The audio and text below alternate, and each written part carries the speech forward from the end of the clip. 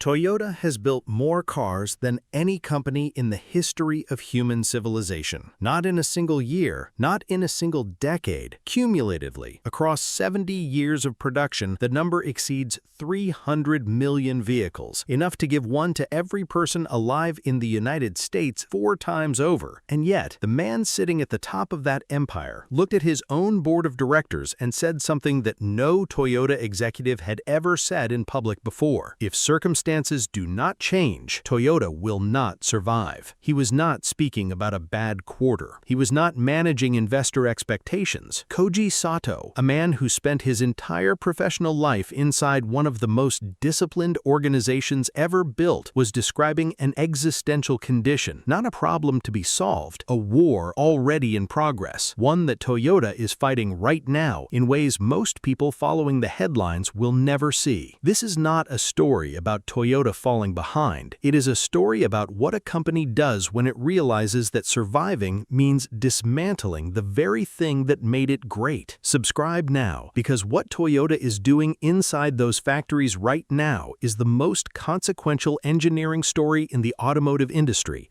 and almost none of it is making the news. To understand what survival looks like for Toyota, you have to understand what Toyota is at its deepest structural level. Not the brand, not the product line, the system underneath. In 1948, an industrial engineer named Taiichi Ohno began developing what would become the most copied manufacturing philosophy in history, the Toyota production system. Its core principle was deceptively simple: identify waste, then eliminate it. Not reduce it, eliminate it. Every step in a process that did not add direct value to the product was, by definition, a target. Ohno formalized this into a concept called just-in-time manufacturing. Parts arrive at the assembly line at the exact moment they are needed, not hours before, not days before, exactly when needed. The entire supply chain is tuned like a precision instrument to deliver the right part to the right place in the right second. This system gave Toyota an advantage so profound that business schools around the world spent 40 years teaching it as the definitive model of industrial excellence. Ford studied it, Boeing studied it, Amazon's warehouse logistics have traces of its DNA. The Toyota production system did not just change how cars were made, it changed how the modern world thinks about making things. And now that same system is one of the reasons Toyota cannot move as fast as it needs to. Here is the villain. And it is not Chinese. It is not electric. It is not even a competitor. The villain is a principle called path dependency, and it lives inside every supply chain Toyota has ever built.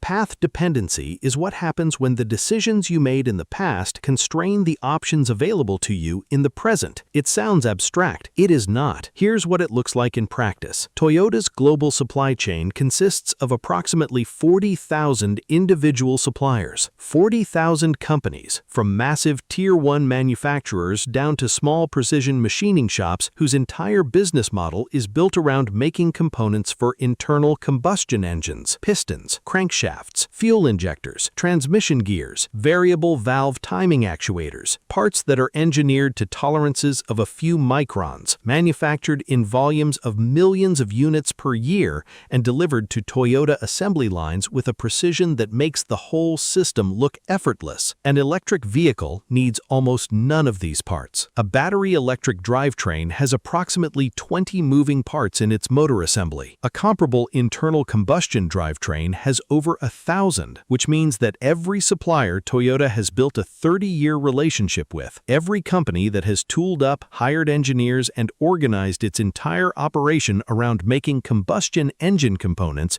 becomes, in the electric vehicle world, unnecessary. Toyota cannot simply abandon these suppliers. The relationships are legal, contractual, and deeply human. Entire regional economies in Japan depend on them. But every month Toyota continues to support those supply chains with combustion vehicle production is another month the company is not fully pivoting to the architecture that the market is demanding. That is path dependency. That is the villain. Not a competitor, not a technology, a web of perfect decisions made in the past that are now quietly strangling the future. So what is Toyota actually doing about it? Because Koji Sato's statement was not resignation, It was a declaration of war, directed inward. The first move Toyota made was the one nobody expected. They stopped pretending that going fully electric immediately was the right answer and started arguing, loudly and with engineering data, that it is not. Toyota's position, which has drawn intense criticism from EV advocates, but is increasingly being validated by market data, is that the transition to electric vehicles will not be uniform, will not be fast, and will not look the same in every country on Earth.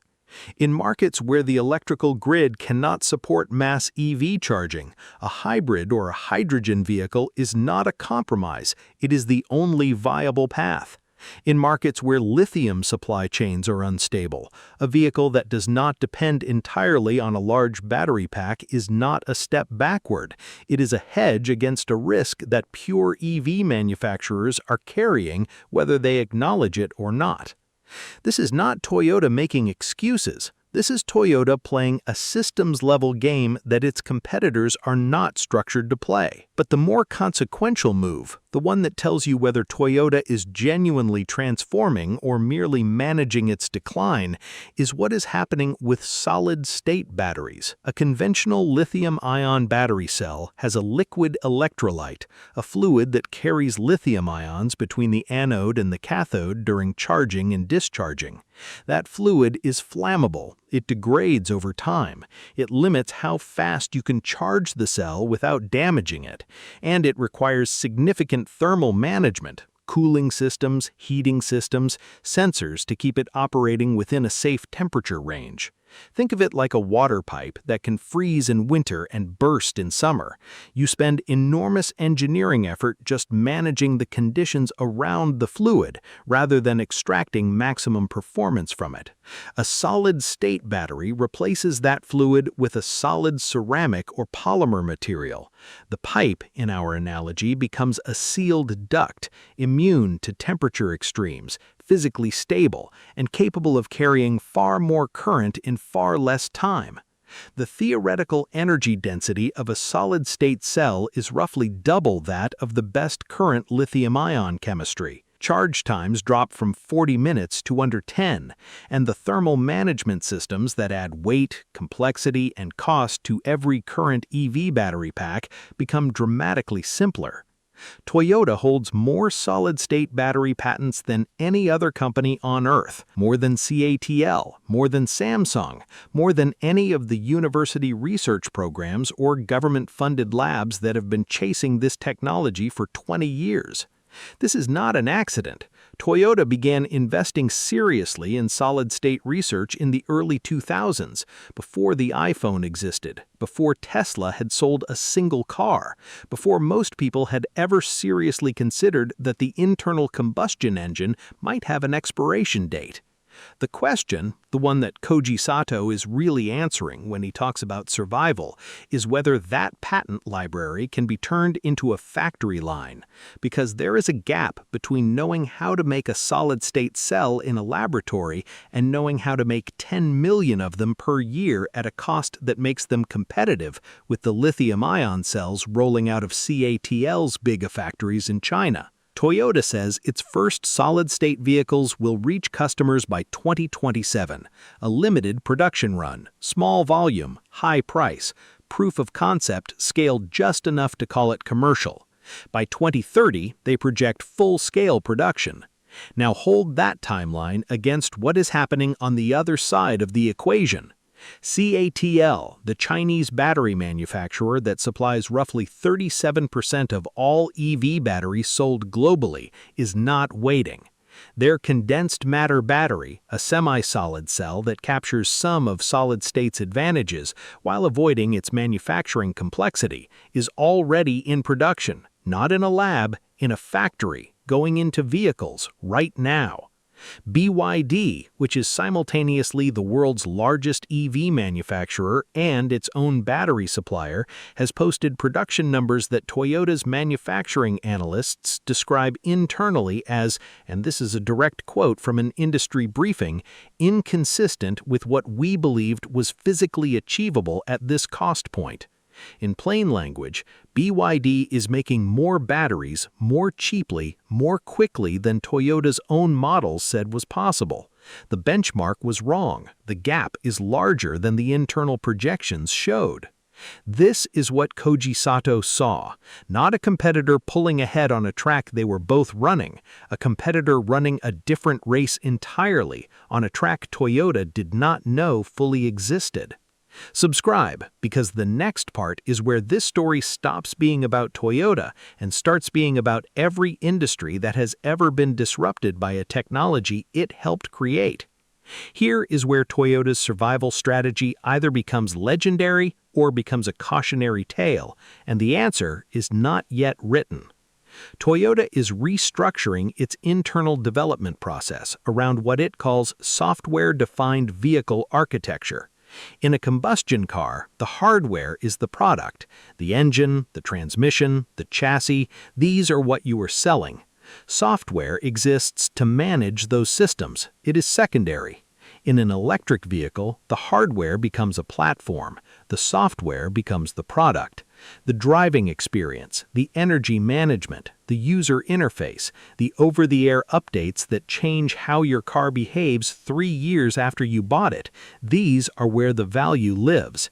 And this is an area where Toyota, despite its manufacturing supremacy, is genuinely behind. Not because its engineers can't write software, because its entire organizational culture was built to optimize hardware. Changing that culture, inside a company with 370,000 employees, across a supplier network of 40,000 partners, in a country where corporate identity and personal loyalty are deeply intertwined, is not a strategic decision, it's a civilizational project. Koji Sato knows this, which is why the statement was not a plan, it was a warning. The companies that survive technological transitions are rarely the ones that had the best technology at the moment of disruption. They are the ones that correctly understood what kind of organization they needed to become and were willing to pay the cost of becoming it. Toyota has the resources, it has the engineering talent, it has the patent library, it has the manufacturing discipline that the rest of the world spent 40 years trying to copy. What it does not have yet, what no one outside of Toyota knows whether it can build in time, is the organizational identity of an electric company. The factories are running, the research is funded, the timeline is set. Whether the culture can change as fast as the market demands, that is the question that will determine whether Koji Sato's warning becomes a turning point or an epitaph. And right now, in plants in Toyota City and in battery labs in Nagoya, the answer is being built one decision at a time. What do you think? Can Toyota make it? Tell us below. We're reading every comment.